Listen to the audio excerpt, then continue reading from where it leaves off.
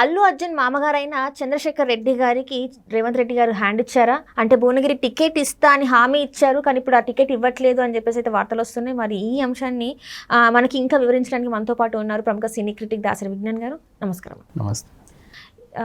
అల్లు అర్జున్ గారి మామగారు అంటే స్నేహారెడ్డి గారి తండ్రి గారైన చంద్రశేఖర్ రెడ్డి గారు బీఆర్ఎస్ నుంచి వెళ్ళి కాంగ్రెస్లోకి జంప్ అయ్యారు.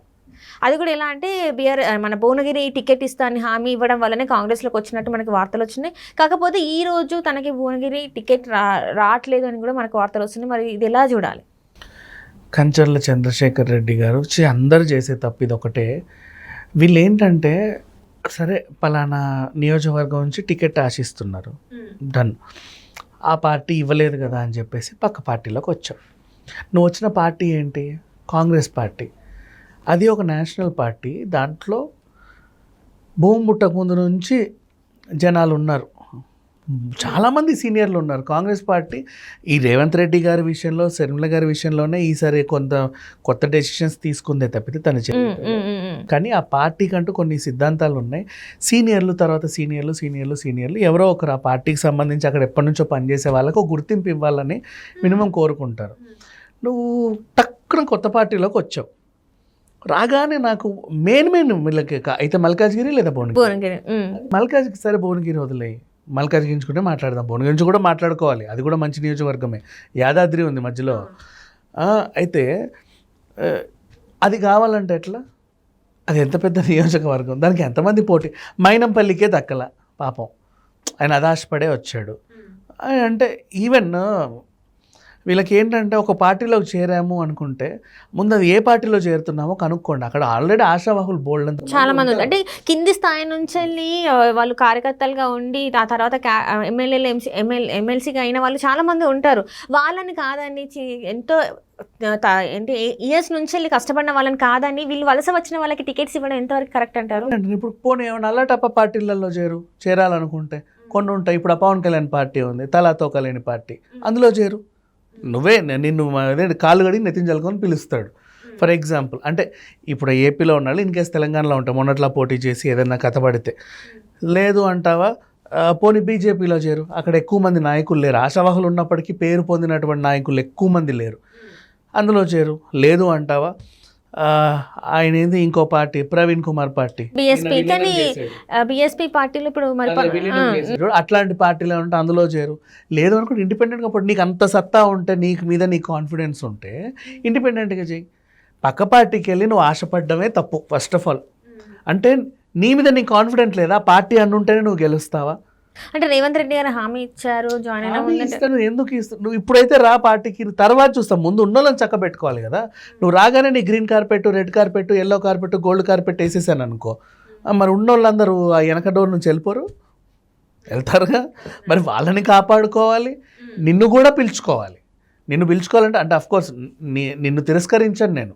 రా, నువ్వేదో నా మీద ఇష్టపడి వస్తున్నావు, ఏదో ఆశించి వస్తున్నావు, రా ఇప్పుడైతే రా, చూద్దాం నీ సంగతి. ఇది కాకపోతే మనకి ఇంకోటి ఉంటుంది, ఇది కాకపోతే అటు పంపిస్తా, లేకపోతే ఇంకోటి చేస్తా, లేదా రాజ్యసభకు పంపిస్తా, లేకపోతే ఇంకేమైనా చేస్తా, ఏదన్నా పెద్ద కమిటీకి చైర్మన్ని చేస్తా, బోల్డన్ని ఉన్నాయి.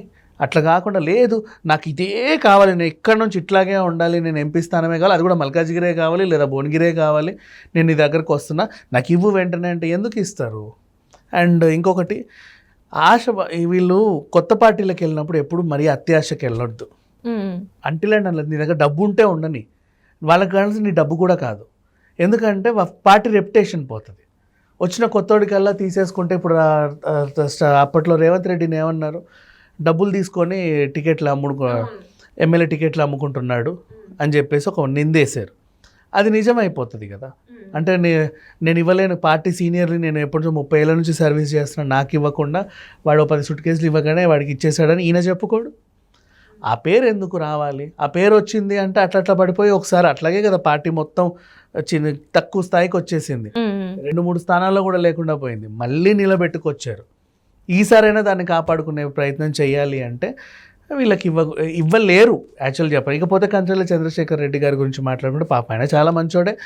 ఆయన నల్గొండ నుంచి, దేవరకొండ నుంచో నల్గొండ నుంచో అక్కడిక్కడ నుంచో ఎమ్మెల్యేగా ట్రై చేశాడు, పలానా పార్టీ నుంచి ఎంపీగా ట్రై చేస్తున్నాడు. కాకపోతే ఆయన ఏంటంటే ఆ పార్టీ ఈ పార్టీ అనుకుంటూ వెళ్తున్నాడు. నిజంగా ఒకసారి ఇండిపెండెంట్గా గెలిచి చూపించు, పార్టీ కూడా నేను తీసుకొచ్చి కూర్చోబెట్టుకుంటాడు. మా దాంట్లో చేరు అని ఏముంది చెప్పు.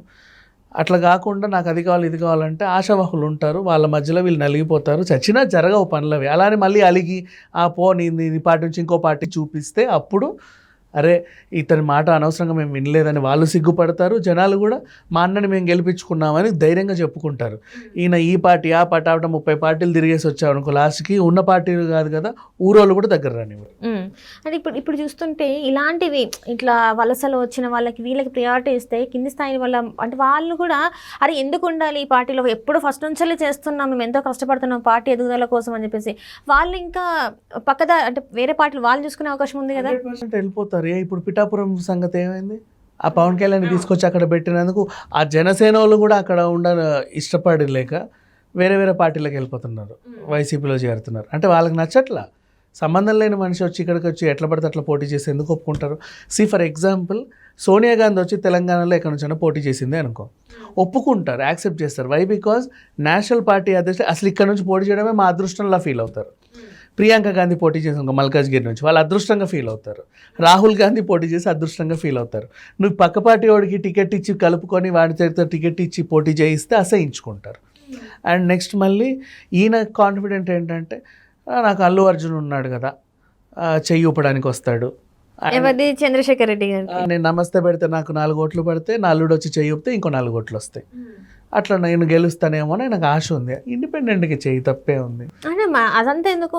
ఒకవేళ ప్రజలకి మంచి చేస్తే ఆటోమేటిక్గా ప్రజలే ఓటేస్తారు కదా, ఏ పార్టీలో ఉన్న ప్రజలే ఓటేస్తారు కదా. దానికి ఇంత లేదు జనాలకి మధ్యలో. అంటే అదేంటో ఒకవేళ ఓడిపోతే ఇండిపెండెంట్గా ఓడిపోయారు అనుకో దిక్కు దిమాలా ఉండదు. అదే ఒక పార్టీ తరఫున ఓడిపోయామనుకో వాళ్ళే చిల్లరిస్తారు, వాళ్ళు మళ్ళీ ఓడిపోయినా గెలిచినా వాళ్ళతో మనం సేఫ్ కదా.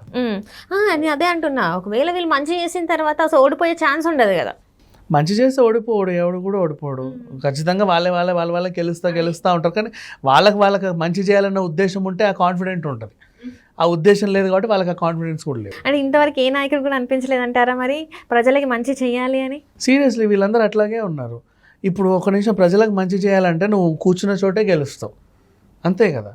జైల్లో ఉండి కూడా పోటీ చేసి గెలిచిన నాయకులు ఉన్నారు, అంటే దగ్గర ఉండి తిరగకుండా కూడా గెలిచిన నాయకులు ఉన్నారు.